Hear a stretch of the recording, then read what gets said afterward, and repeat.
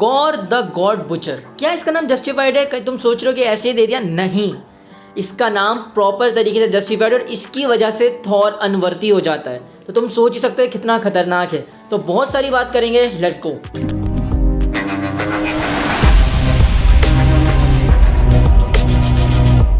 तो Marvel comics में gore एक बहुत रीसेंट कैरेक्टर है और इसकी थोड़ी बहुत हिस्ट्री मैंने तुम्हें अपनी पिछली वीडियो में भी दी थी, लेकिन इसको थोड़ा डिटेल में जानते हैं कि क्या असल में क्यों ये ऐसा बना और क्या कर सकता है, इसकी पावर्स वगैरह क्या हैं। यार जैसा कि मैंने पिछली वीडियो में बताया, गॉर जिस प्लेनेट पे रहता है उसका कोई नाम नहीं है, लेकिन वहाँ पे भूख की वहाँ वाला फूड नहीं है, वहाँ पानी नहीं है, वहाँ वॉल्केनोज हैं, वॉल्केनोज फटते रहते हैं, उन वॉल्केनोज से हार्मफुल गैस निकलती है, मतलब बिल्कुल तबाही वाला माहौल है। और उसके जैसे लोग वहाँ रहते हैं, इसके पास इन लोगों के पास कोई पावर्स नहीं है, कुछ नहीं है, बिल्कुल नॉर्मल लोग हैं। लेकिन क्योंकि वहाँ फाके पड़ते रहते तो इन लोग को ट्रैवल करना पड़ता है, पूरा डेजर्ट जैसा प्लेनेट होता है। अब उसके अंदर गौर अपनी बीवी को लूज़ करता है, अपने बच्चों को लूज़ करता है, फिर इसका एक बच्चा रह जाता है। अब उसके बच्चे को लेके वो पूरे डेजर्ट में घूमता है, इधर से उधर जाता है, लेकिन उसे पानी खाना कुछ नहीं मिलता और आखिर में जाके वो बच्चा भी इसके हाथ में दम तोड़ देता है। और तब गौर के दिमाग में आता है कि नहीं यार, गॉड्स होते ही नहीं है। उसका बिलीफ हट जाता है गॉड से और जब अपने कबीले के लोगों को बोलता है तो कबीले लोग गुस्से में आके इसको कबीले से निकाल देते हैं। अब गॉड बहुत दिन तक भटकता है, फिरता है, इधर उधर घूरता है, उसे दो गॉड्स लड़ाई करते हुए देखते हैं। एक होता है ब्लैक गॉड और एक होता है गोल्ड गॉड। जो ब्लैक गॉड है वो सिम्बाइट गॉड, मतलब जिस वैनम वगैरह ना, सारे वैनम वगैरह उनका गॉड। और उसके बाद एक स्वॉर्ड होती है नेक्रो। अब वहाँ जब ये दोनों को लड़ते हुए देता है, पहले तो उसको शॉक पड़ता है कि यार गॉड असल में होते हैं, उसके बाद इसको गुस्सा आता है कि यार गॉड्स होते भी मेरी मदद नहीं की उन्होंने।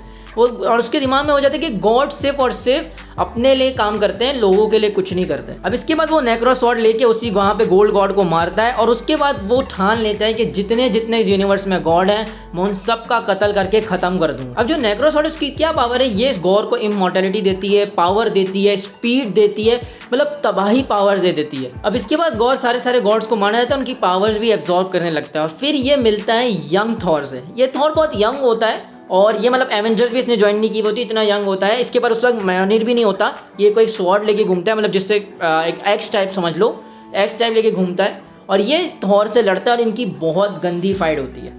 उसके बाद ये गॉर थॉर को पकड़ लेता है और अपने सारे ले जाता है और उल्टा टांग देता है थॉर को और थॉर से पूछता है कि मुझे बताओ कि एसगार्डियंस कहाँ रहते हैं, क्योंकि इसको सब गॉड्स को मारना है। तो एसगार्ड में इसको पता है सारा ओडिन वगैरह, तो वो कहता है कि कहाँ है एसगार्ड, किधर है। और ये थॉर पे टॉर्चर करना शुरू करता है, लेकिन थॉर नहीं बताता। अब फिर उस जगह के लोग थॉर को बचाने के लिए आके उस पर हमला करते हैं। उसी वक्त थॉर आज़ाद होता है और गॉर का हाथ काट देता है। अब हाथ काट देता है, यहाँ समझता है थॉर के गॉर खत्म हो गया, मर गया, लेकिन क्योंकि गॉर के पास एक नेक्रो स्वॉर्ड जो मैंने बताया थी, तो उसकी वजह से उसको पावर्स, हीलिंग पावर्स, इमॉर्टलिटी सब मिलती है और वो दोबारा से बिल्कुल सेट हो जाता है। और वहाँ उससे रियलाइज़ होता है कि मैं अभी इतना पावरफुल नहीं हूँ कि मैं सारे बड़े बड़े गॉड्स को मार सकूँ, तो मुझे कुछ और करना पड़ेगा। तो फिर यही सोचते हुए एक मास्टर प्लान बनाता है और वो क्रोनॉक्स नामी एक जगह पे जाता है जहाँ पे सारे टाइम रिलेटेड गॉड्स होते हैं और वहाँ जाके वो उनको मार के टाइम ट्रैवल, टाइम की जो पावर होती है ना, अपने हाथ में कर लेता है। तो सबसे पहले टाइम की पावर आते ही सबसे पहले बिल्कुल पास में जाता है और जो सबसे पहला गॉड होता है ना, एल्डेन, उसको ही कत्ल कर देता है। मतलब वही लॉजिक कि सबसे पहले वाले को ख़त्म कर देता है। उसके बाद वो सोचता है कि यार अगर मैं ऐसे इंडिविजुअली गॉड्स को मारना हूँ तो मुझे लाखों साल लग जाएंगे यार। तो वो प्लान बनाता है कि वो फ्यूचर में जाता है, बहुत आगे, मतलब हमारे प्रेजेंट से भी, जो जिस प्रेजेंट की कॉमिक है उससे भी बहुत ज़्यादा फ्यूचर में जाता है, जहाँ टेक्नोलॉजी बहुत ज़्यादा पहुँच चुकी है। और वहाँ जाके वो एक बॉम्ब बनाता है और इस वक्त ये करता है, उसने गॉड्स को मारना छोड़ दिया होता है, वो से पकड़ता है इनको और उनको कैद करते हैं बॉम्ब बना और उनको इंस्लेव करके इन बॉम्ब बनाने पर मजबूर करता है। अब ये बॉम्ब का क्या काम है? बॉम्ब ऐसा बॉम्ब बनाने की कोशिश करता है कि जिसमें सिर्फ एक दफ़ा फोड़े तो पूरे यूनिवर्स के जितने गॉड्स हैं वो सब एक ही झटके में ख़त्म हो जाए। अब जैसे कि वो फ्यूचर में गया तो ज़रूरी है कि वहाँ पे एक थॉर होगा और वहाँ भी एक थॉर होता है, द ऑल फादर थॉर। तुम्हें इसके नाम से लग रहा होगा ये बहुत खतरनाक है और यहाँ ये बहुत खतरनाक होता भी है, बहुत पावरफुल होता भी है, लेकिन गॉर इसे आसानी से हरा देता है। वो बेचारा लड़ता रहता है, हरता रहता है, लेकिन गॉर इसे मारता नहीं है। वो क्या करता है, पास में जाता है और जिस यंग थॉर ने इसका हाथ काटा है उसको भी लेके आता है, इन दोनों को करता है और इनको इंस्लेव बनाता है और मजबूर करता है बॉम्ब बनाने पे। अब यही सारी बातें जब ये कर रहा होता है ना, तो जो हमारा प्रेजेंट का थॉर है जो एवेंजर्स के अंदर, उसको भनक पड़ जाती है कुछ गड़बड़ चल रही है और फिर वो टाइम ट्रैवल करके इन लोगों के साथ आता है। मतलब एक तरफ 3 थॉर होते हैं और एक तरफ एक गॉर होता है। अब तुम सोच रहे हो यार 3 थॉर, मतलब 2 म्योनिर्स हैं, क्योंकि एक के पास तो नहीं होता क्योंकि वो यंग होता है। तुम सोच रहे हो कि आसानी से हरा दिया गौर को? नहीं, गौर इन तीनों को भी आसानी से हरा देता है। लेकिन भंड ये होता है कि गौर ने ना अपनी इमेजिनेशन से खुद अपनी फैमिली भी क्रिएट की होती है।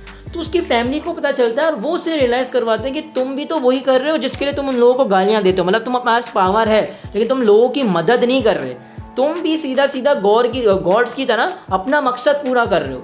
और ये बात गौर को हिट करती है और वो थोड़ा वीक हो जाता है। तो उस वक्त ना तो अपना प्रेजेंट का थॉर मौके पे चौका मारता है और 2 म्योनीर के जरिए और नेक्रोजॉर्ड के जरिए उसको पूरा कर देता है। अब मूवी में तो ऐसा नहीं दिखाएंगे, मुझे पता है मार्वल है, लेकिन फिर भी ये जो देखो गौर ख़त्म हो जाता है, वो आगे आके जिंदा भी होता है, उसके बारे में बाद में बात करेंगे। लेकिन ये जो बात गौर करता है ना कि गॉड्स जो हैं वो वर्ती नहीं है इतनी वर्शिप के, प्रेयर के, क्योंकि वो अपना मकसद पूरा नहीं कर रहे, वो सिर्फ अपनी अय्याशा कर रहे हैं, लोगों की मदद नहीं कर रहे। ये बात थॉर के दिमाग में रह जाती है। अब थॉर यही बात सोचता रहता है, उसके दिल में होता है, हालांकि वो मानता नहीं, लेकिन उसके दिल में ये बात रह जाती है। फिर आगे जाके कोई भंड भी होता है जिसकी वजह से निक फ्यूरी भी थॉर को कहते हैं कि गॉड सही था, तुम गॉड्स हमारी मदद नहीं कर रहे। और ये बात सुन के थॉर का पूरा दिमाग चकरा जाता है, वो दिल से अपने आप को ना अनवर्ती समझना सकता है और इसके बाद से वो म्योनिर उठा ही नहीं पाता। फिर इसी स्टोरी में आगे जाके जेन फॉस्टर का थॉर आता है, जो जेन फॉस्टर आके म्योनिर उठाती है, और वो क्यों उठाती है उसको ज़्यादा डिटेल में नहीं जाऊँगा, थोड़ा सा एक्सप्लेन करूँगा कि जेन फॉस्टर के साथ ऐसा होता है कि उसको ब्रेस्ट कैंसर हो जाता है, जिसकी वजह से वो मरने लगती है। और म्योनिर के बारे में तुम एक बात जान लो कि म्योनिर सिर्फ एक वेपन नहीं है, उसके अंदर एक चीज़ कैद है जो कि खुद सोच सकती है, चीज़ें सिलेक्ट कर सकती है, महसूस कर सकती है, एक बहुत बड़ी ताकत।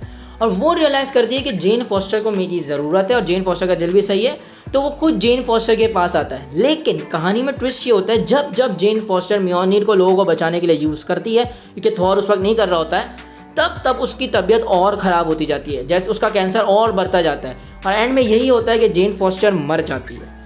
आई होप कि मूवी में ऐसा ना हो। मुझे जितना लग रहा है ना, इस फिल्म की स्टोरी भी इसी तरीके से बेस करेगी। भले तुम्हें बड़ी कॉमेडी लग रही है, मैं एक्सपेक्ट ये कर रहा हूँ कि थोड़ी डार्क चीज़ में जाए, क्योंकि इसमें भी यही होगा, गौर के साथ ये सब होगा, गौर गुस्सा करेगा, गौर अटैक करेगा। लेकिन हाँ, टाइम ट्रैवल वाला थिंग मुझे नहीं लगता होगा, लेकिन आई एम होपिंग कि ये मूवी जिस लिहाज से दिख रही है इतनी कॉमेडी ना हो। बस यार तुम मुझे बताओ तुम लोग को और कौन सी थ्योरीज जाननी है और कौन कौन सी चीज़ें सवाल हैं कमेंट्स के अंदर ट्रेलर को देख के। इसके अलावा और भी वीडियोज़ आ रही हैं जल्दी, तो सब्सक्राइब कर देना, लाइक कर देना, शेयर कर देना। I will see you in the next video. Bye bye.